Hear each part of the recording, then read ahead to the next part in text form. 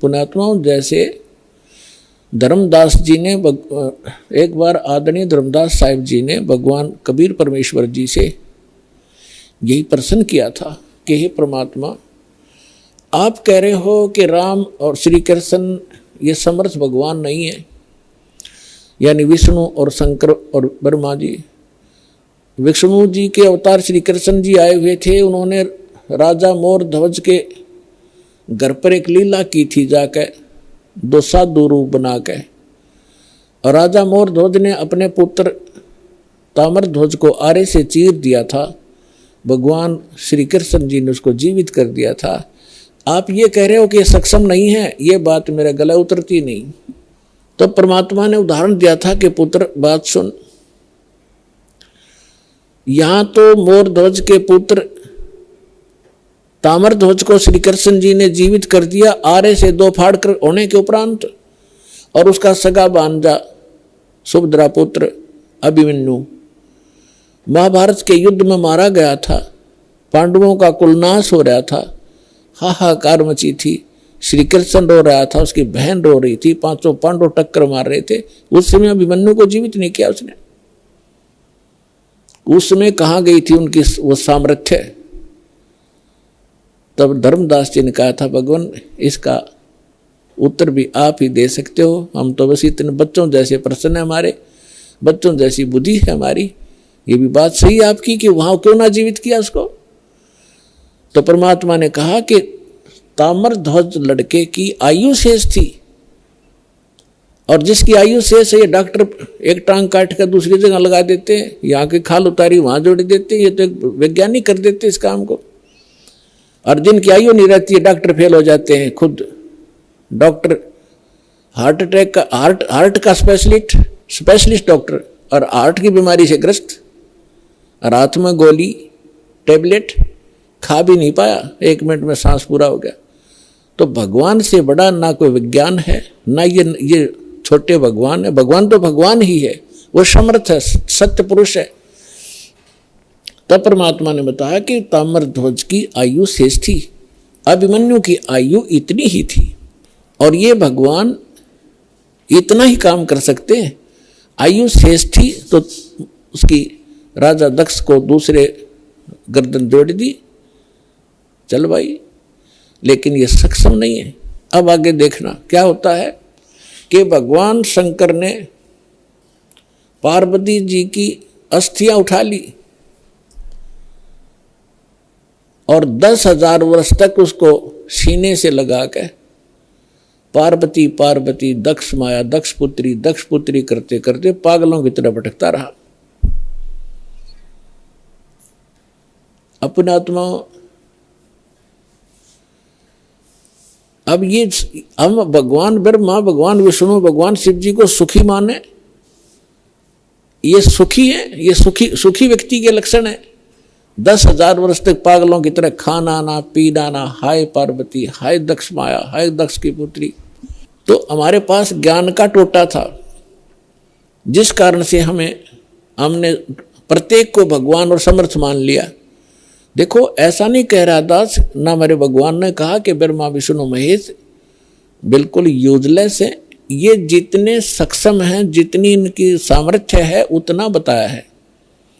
जैसे एक स्टेट का, प्रांत का मंत्री होता है, और उस मंत्री को, प्रांत के मंत्री को कोई प्रधानमंत्री मान रहा है, तो वो भूल है उसकी। तो परमेश्वर ने और परमेश्वर से प्राप्त ज्ञान से इस दास ने ये इतनी भूल मिटाई है कि जिसको आप समर्थ शक्ति मान रहे थे, श्री ब्रह्मा, श्री विष्णु, श्री शिव जी, दुर्गा आदि को, ये समर्थ नहीं है। ये केवल 21 ब्रह्मांड के अंदर एक ब्रह्मांड, 21 ब्रह्मांड इस काल के, इसमें 21 प्रांत समझ लो। एक प्रांत में ये एक विभाग के मंत्री हैं। रजोगुण विभाग के ब्रह्मा जी, सतोगुण विभाग के विष्णु जी, तमोगुण विभाग के शंकर जी। बस इतने मालिक हैं ये।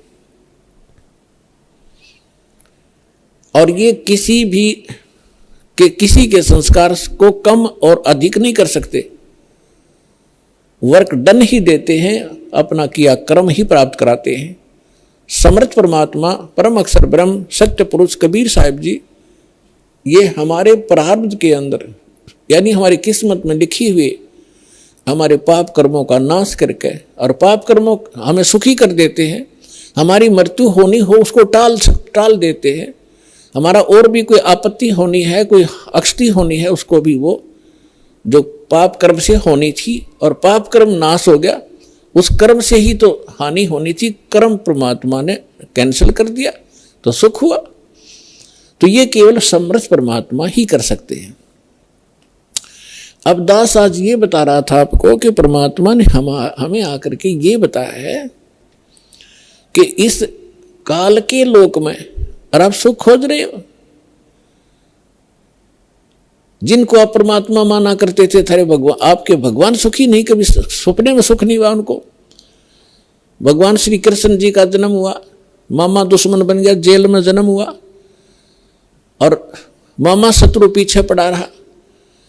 कभी जरासिंह मारने आ रहा है, कभी शिशुपाल लठ उठा रहा है, कभी जरासिंह, कभी काल्यवन आ गया। आखिर में भगवान ने यानी ये तीन लोग का जो इतना सामर्थ्य है इस मालिक ने अपने को राहत प्राप्त करने के लिए कि शायद कुछ सुख का सांस मुझे आ जावे, मथुरा छोड़ दी और द्वारका बनाई। बहुत दूर जाके जंगल होते थे पहले, बीच में बिल्कुल कट ऑफ हो जाता था, पता भी नहीं लगता था कहाँ चले गए लोग।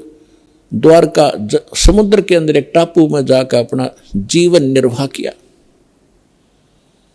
और अंत कैसा हुआ श्री कृष्ण जी का? अब भगवान सूक्ष्म वेद में बताते हैं, एक समय द्वारका के किनारे, द्वारका की बनी में, एक तो होता जंगल, एक होती है बनी यानी स्मॉल फॉरेस्ट, छोटा जंगल जो गांव के नगर के आसपास होता है, उसको बनी बोलते हैं। तो वहां बनी में जाकर दुर्वासा ऋषि बैठ गए और दुर्वासा ऋषि के विषय में बहुत प्रसिद्धि थी, उसका बड़ा बोलबाला था, वेल नोन हो रहे थे कि भूत भविष्य और वर्तमान के वे पूर्ण ज्ञाता है। और उस समय यादव 56 करोड़ हो गए थे संख्या में, 56 करोड़ द्वारका के अंदर रहने वाले। और भगवान श्री कृष्ण जी ने कुछ एक ऐसे शरारती तत्वों को मार डाला था जिस कारण से वो हीरो पाक गए थे।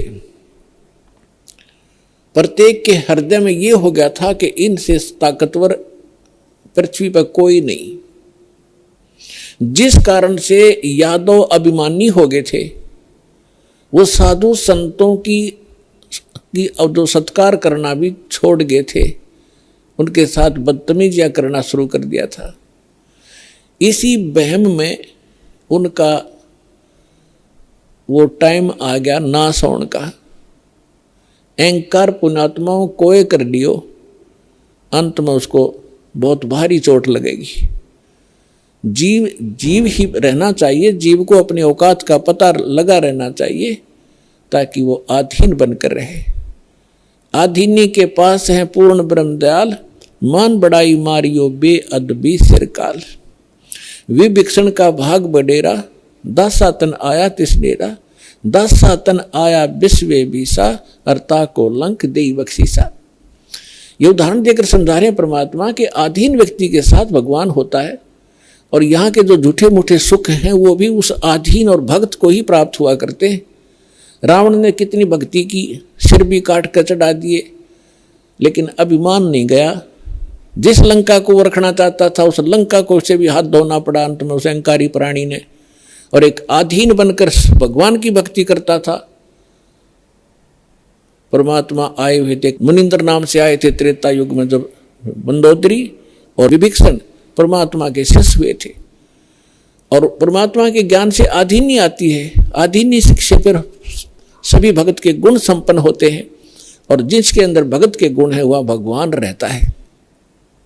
जिस कारण से विभीषण को वो लंका भी प्राप्त करवाई दाता ने, और रावण उस लंका को रख नहीं सका। वो भक्ति भी करता था लेकिन अभिमान नहीं कहा। तो कहने का भाव ये है कि इस सत्संग से आपको हर एक पहलू पर रोशनी दी जाएगी ताकि आप परमात्मा के इस तत्व ज्ञान की रोशनी से कहीं ठोकर ना खावें, कहीं गिर ना जावें, अपना काम ना बिगाड़ लें। ये फाउल पॉइंट आपको गिनवाए जा रहे हैं भक्ति के अंदर जो होते। तो यहाँ परमात्मा कहते हैं कि आदिनी के पास है वो पूर्ण ब्रह्म दयाल, मान बड़ाई मारियो हो बेअदबी सिर काल। विभीषण का भाग बडेरा, के बड़ भागी था विभीषण, के दासा तन आया तिसनेड़ा, कि उसके पास आधीनी आई। विभीषण का भाग बडेरा, दासा तन आया तिसनेड़ा, दासा तन आया विश्वे बीसा, जाको लंक दई बख्शीसा। ऐसा दासा तन है भाई, लंक बकसते वार न लाई।